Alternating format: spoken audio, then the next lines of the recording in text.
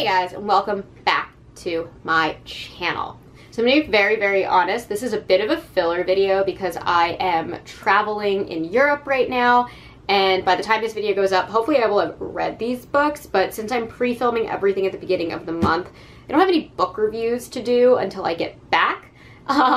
So I'm just going to talk about the books that I am hopefully planning on getting through this month. I have 6 here. I'm just going to read through them, why I picked them up, and like the little premises or whatnot. I tried really hard to find Stolen Tongues today. I went to Barnes & Noble and the Strand to pick up some books for my trip, and they didn't have Stolen Tongues. I really want to read that, so when I get back, I'm going to order it online, so hopefully I will have that read soon. But I have 6 books here. Only one is a new release. The rest are all books that I have owned for a while for the most part, and have just never read. And I'm finally going to read it because I feel like I need to, because they are very, very popular and people seem to love them. So yeah, let's get into my current TBR for September of 2024. Hopefully I do read all of these this month, but I am traveling, so I can't guarantee that.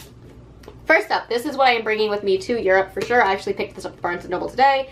Fantastic Land by Mike Bakoven, I'm not sure how to say that. I have heard amazing things about this book. And I figured I finally needed to dive in and read it. I don't know very, very much about it, so we're going to read the back of the book and see. But I've just seen this book recommended so many times on HorrorLit, on Reddit, so that subreddit, and I just need to finally do it and see what all of the hype is about.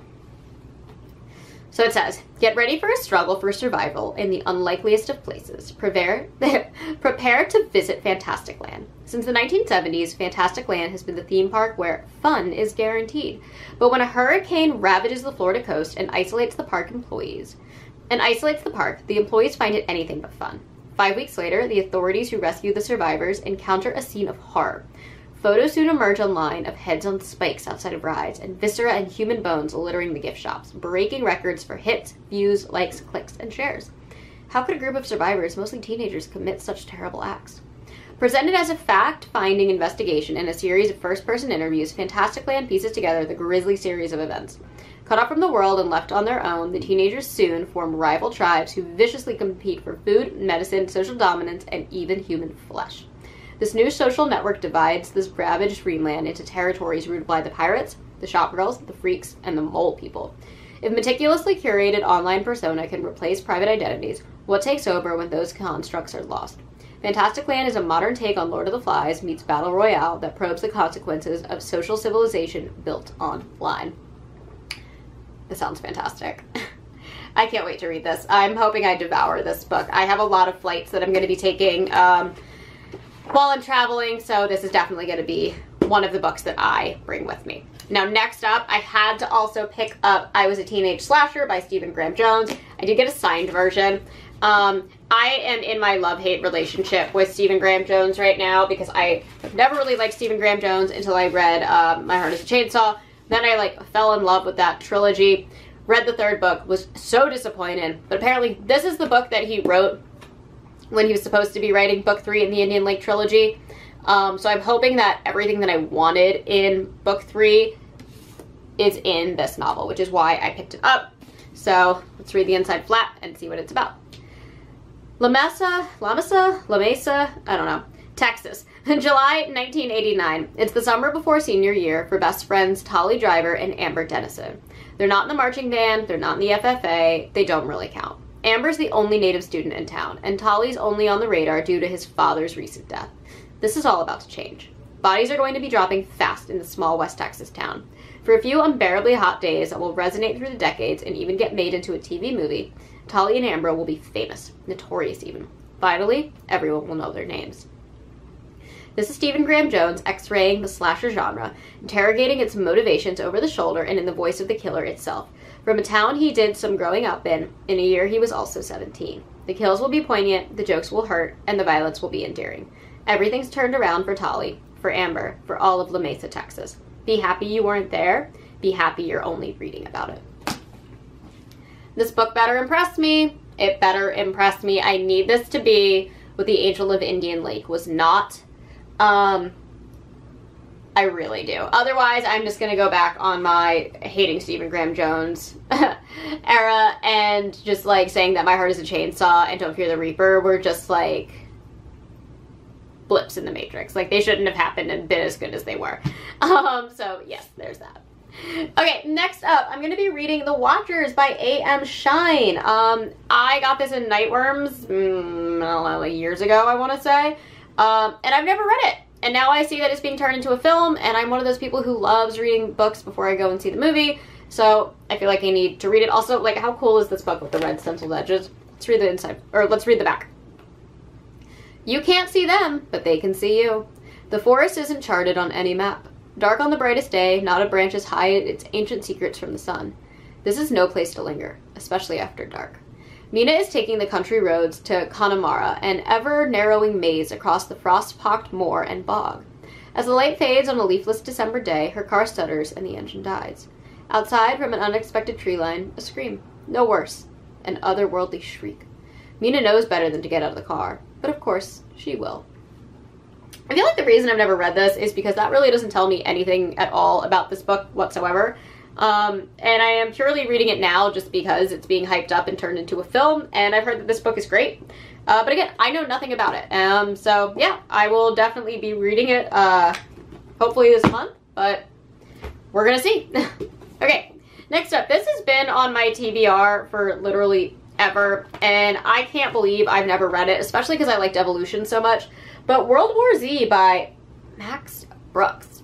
I hated the movie. I did actually see that movie, even though I've heard it's like absolutely nothing like the book, so I don't really feel that bad. But I feel like it's time I finally just read it. I think I'm going to bring this with me to Europe as well. I feel like these are two books kind of in similar styles, so that'll pair very well. And they're both paperback, which means it'll be really easy for me to just throw it in my suitcase. I always feel bad with the hardcovers. They take up a lot of space. Let's read the back. We survived the zombie apocalypse, but how many of us are still haunted by that terrible time? We have temporarily defeated the living dead, but at what cost? Told in the haunting and riveting voices of the men and women who witnessed the horror firsthand, World War Z is the only record of the plague years. There we go. That's it. Alright, I expected this to be a longer back. I just know, like, World War Z is so hyped up. This came out years ago. And I have a horror book channel, and I should have read, this came out in 2006. I should have read this years ago, but we're gonna read it soon. We're gonna read it very, very soon, and I will make up for lost time. Okay, next up, I know I don't like short story collections, and I talk about that all the time on this channel, but I am going to read Ghost written by Ronald Malfi because he is one of my favorite authors, and I feel like I haven't read anything from him in a very, very long time because he's only been releasing, like, collections. I think he's got, like, 3 out right now. But I'm going to read this one because I like Josh Malerman's Goblin, which is novellas inside of a novel, so I feel like this will maybe work better for me than just a collection of short stories. You read the back.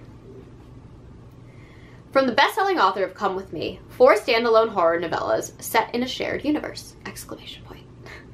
A cursed novel drives people to their deaths in the skin of her teeth. A delivery job turns deadly in The Dark Brothers' Last Ride. This book belongs to Olo sees a child wielding... This book belongs to Olo sees a child wielding dangerous control over an unusual pop-up book. A choose-your-own-adventure game spirals into an uncanny reality in the story. Full of creepy, page-turning suspense, these collected novellas are all about books, stories, and manuscripts. The written word has never had sharper teeth. Yeah, I don't know. I love Ronald Malfi. He's one of my favorite horror authors around, so I'm going to read this just because it's him. And we will see if it works. I hope it does. I hope it does. I really liked Goblin. I thought that was a really cool thing that Josh Malerman did. I know he didn't invent it, but it's just the one that I've connected with the most. So I'm hoping that I feel the same way about Ghost Written. And last but not least, I'm going to read Black Tide by Casey Jones. I got this in Nightworms, I think, a year ago. And I've just heard a lot of chatter about it recently, and I was like, I own that. I've never actually read it.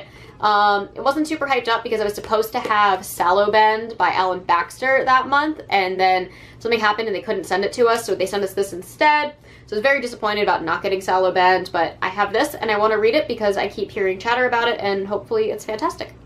So it says, it was just another day at the beach. Then the world ended. Mike and Beth were strangers before the night of the meteor shower. Chance made them neighbors, a bottle of champagne brought them together, and a shared need for human connection sparked something more. Following their drunken and desperate one-night stand, the two discover the astronomical event has wiped has left widespread destruction in its wake, but the cosmic light show was only part of something much bigger and far more terrifying.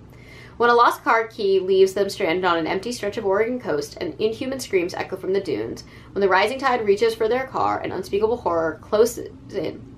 An unspeakable horror closes. I can't speak.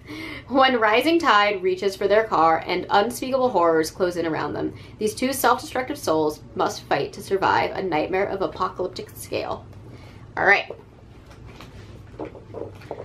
We have another kind of end of the world style thing. This reminds me a little bit more of the latest Adam Neville novel.